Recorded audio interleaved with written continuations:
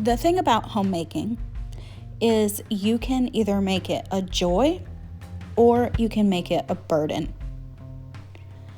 More often than not, I used to make it a burden in my own mind.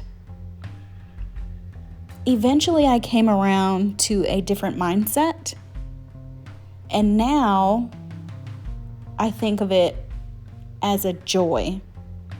Now, don't get me wrong, I do not get super excited about cleaning my house, but I take it in as more of a part of myself. This home that I decorate and clean, and the atmosphere in which I make it for my family has everything to do with me. If I don't feel good, if I feel depressed, then the house reflects that. And if my mind is a mess, my house is a mess, and it's not a great environment for my family to live in, because they don't deserve to live in what it feels like to be inside my head. So I try my hardest, even on hard days, to keep the living area in decent shape. We have a 2-story house, so I usually don't clean both floors at the same time. And I always try to keep the downstairs, where everybody lives their days and we have visitors, clean. Now, if you come and visit me while I am rearranging furniture or doing a deep clean, I am just sorry for what you walked in on. But I do try to take pride in it and make it joyful, because the area we live in really does affect our mood. And it's not just for the other people in my household, it's for myself. Because if the space is nice and clean, it makes me feel better automatically. If it's dirty, then it just makes me just feel more gloom and doom, if you know what I mean. But I really have changed my mindset on this whole thing. And especially when I really dived into my Christian walk, because I am a stay-at-home mom. I haven't always been, but I have been for the last 3 years. And I homeschool. So these things have become part of what I do. I don't work outside the house, but I definitely work inside the house, and the things I do matter. They matter to me, they matter to my family, and you have to take pride in that. Don't let anybody think that because you stay home, you're not good enough and you don't do enough, because you absolutely do. There's so much that we do in order to keep this house decent and try to keep the mood of the family afloat. There's just so much that we do, and nobody even knows except for us. When we're out of soap, who knows that we're supposed to replenish the soap? It's only us. And unless you live in a different kind of environment, but I'm the only one that knows when we need soap, when we need toothpaste, when the towels need washed, just like the minuscule things. We're out of toothpaste. I have to go get deodorant for people. It like so many tiny little things that we do. And it all builds up, and we do plenty. Especially if you homeschool. That's a whole nother job. And if you work outside the home, you can still be a homemaker, because you can still take care of your home. Working women take it upon themselves to work outside the home, bring in money for the home, and be the homemaker. Most of the times, that's just our natural role. That's what we do. When I worked, I also did all of the homemaking. My husband helped here and there, but the main burden of it was on me. So, working woman, stay-at-home woman, it's all the same. We all take care of our homes, and we should not judge each other for it, that's for sure. I know there's a lot of that out there. People acting like why do we want to put other women down if they go to work? We don't know the family situation. We don't know why they work. And it doesn't really matter because it's not your business. And no need to put a woman down for it. And if a woman stays home, also not your business. That is up to her family and what they decide is best. And if it's best for her to stay home, then so be it. It doesn't make one woman any more or less than the other.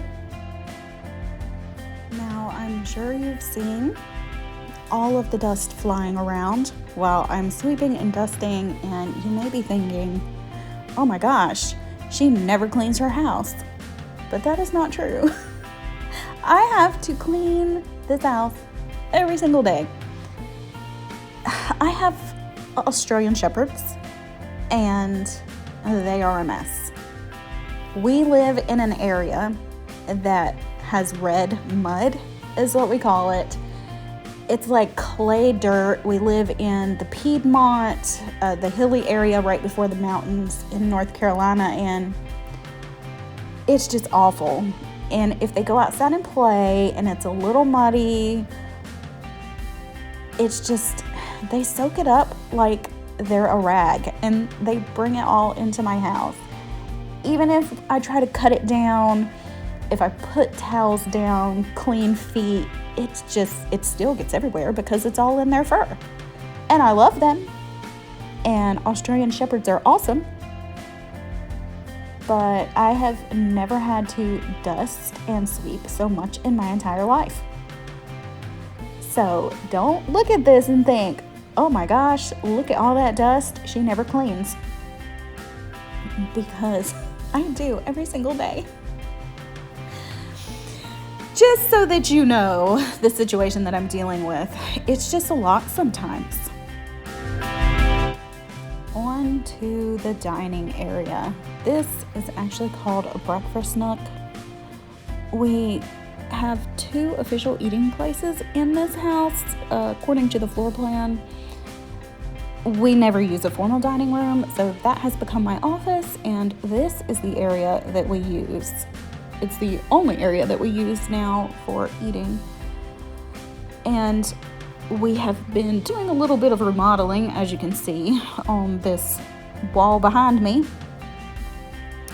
And I have just painted the beige wall with the zebra painting on it and put up new decorations. Well, not new. I've had all of this stuff just in one place or another in my house, and some of the things were given to me by my mother because she was getting rid of things in her house. So it's just recycled stuff, and I just rearranged and, but yes, I'm getting rid of all of the gray and all of the white that I had in here because of the dirt and dust and the area that we live in. Having white in your house in this area is just not a very smart thing to do when you have children and dogs. It's just not a good combination. And I know these chairs look awful. You do not have to tell me that. I am going to take my magic eraser to them, but I'm not going to do that on film because I just don't feel like doing that right now. But I do have my magic eraser sitting on my countertop, and it will get done this evening or tomorrow morning. So I know what the chairs look like. That's just another part of this red mud. Oh my goodness, y'all. If I could move from this area, I would. But then I'd have to like take the whole family with me, and that's just not reality, you know. But the struggle is real if you have children and you have dogs.